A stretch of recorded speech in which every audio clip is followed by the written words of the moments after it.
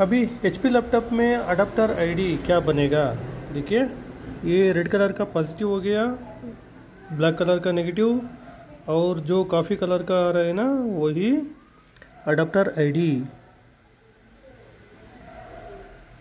देखिए, adapter ID down से pin number 3.7 volts दिखाई दे रहा है।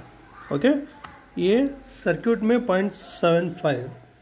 अभी इसको निकल के चेक करेंगे क्या बनेगा।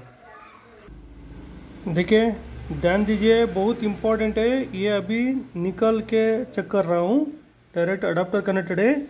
अडाप्टर आईडी देखिए 18.5 बन रहा है, बहुत इम्पोर्टेंट है 18.5। ये बहुत डेंजरस का है।